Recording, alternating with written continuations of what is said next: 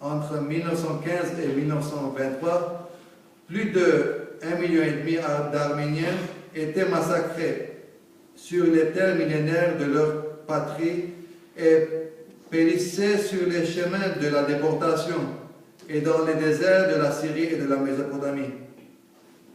L'élimination physique d'une partie de leur propre population constituait pour les dirigeants jeunes turcs la condition nécessaire à la création de leur empire touranien et annonçait la naissance du nouvel État-nation turc moderne sur les ruines de l'Arménie historique, ravagée et rayée de la carte du Moyen-Orient et de l'humanité.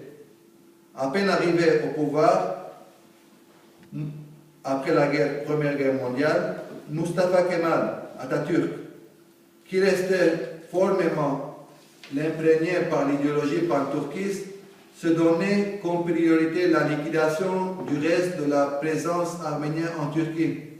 Si le gros du travail du génocide avait été fait par Abdülhamid et les jeunes Turcs, c'est bien Kemal Atatürk qui l'a parachevé en s'appropriant tous les biens nationaux et individuels des Arméniens, en refusant de reconnaître le traité de Sèvres et en continuant la destruction des monuments historiques arméniens, dont la présence gênante témoignait l'appartenance des terres de l'Arménie historique au peuple génocidé.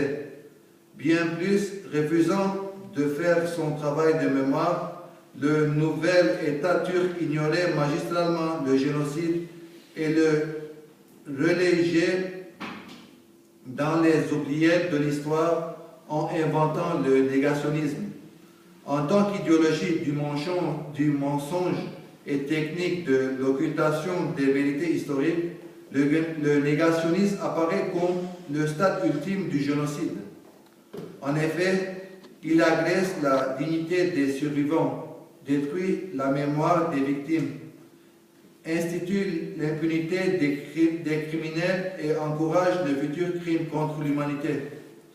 L'analyse des fondements idéologiques du génocide arménien montre bien que le projet de l'arménocide ou de l'éradication du peuple arménien de sa terre natale, loin d'être un accident de l'histoire ou de la guerre, a été longuement préparé et mûri dans les cerveaux des dirigeants racistes de l'Empire ottoman.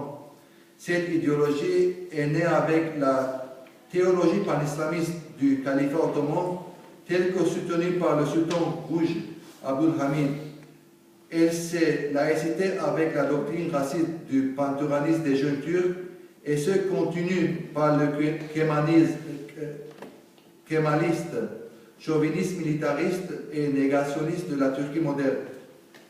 Pour terminer cette présentation, je voudrais exprimer mon profond remerciement à la Maison Argentine pour l'organisation de cette soirée intime à la veille de centenaire de la commémoration du premier génocide du XXe siècle. Merci.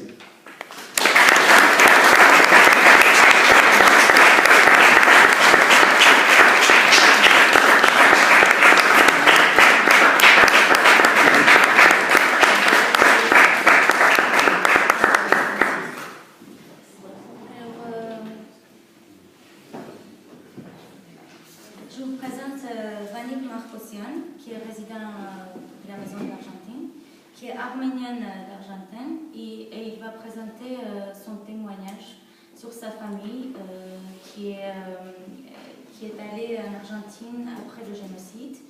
Et donc, sa famille s'est échappée du génocide de 1915.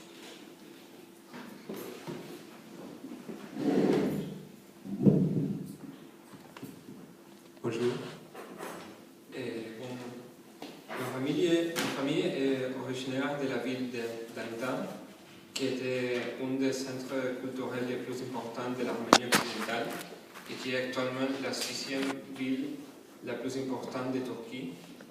Au moment où ma famille habitait la ville, le climat qui régnait était très agressif et l'on commença à raconter que dans certaines villes, il se produisait les déportations vers le désert d'une personne Il était tous les citoyens turcs d'origine arménienne et chrétienne, mais tout de même des citoyens turcs. Mais aussi, ils ont été poursuivis, assassinés par le propre gouvernement.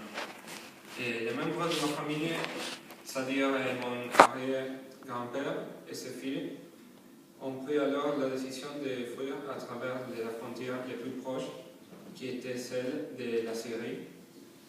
Ils se sont d'abord dirigés vers Marseille, de là à Montevideo, Uruguay, et finalement sont arrivés à Buenos Aires. Au début, ils se sont installés dans les faubourgs où se trouvaient déjà certains compatriotes et dans les quartiers Boedo. Et aucun ne parlait bien l'espagnol et la plupart étaient arrivés sans argent. Donc au début, tous ont fait des travaux mal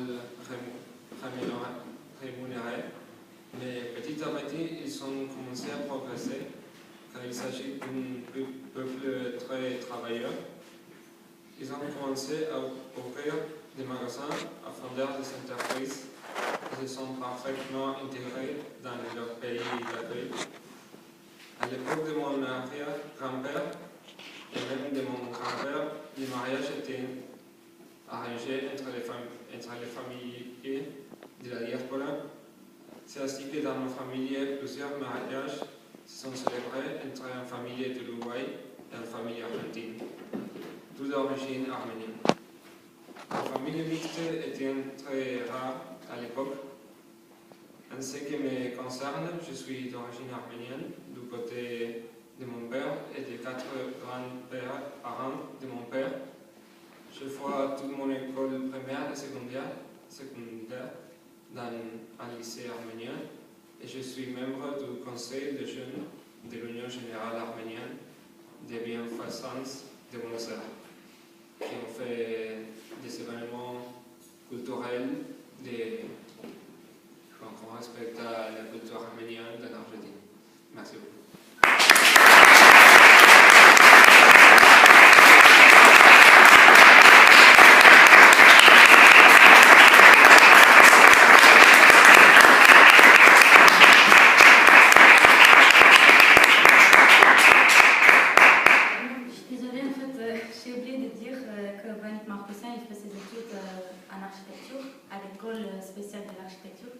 Juste avant la conférence, on parlait de l'architecture. J'avais peur que je vais oublier.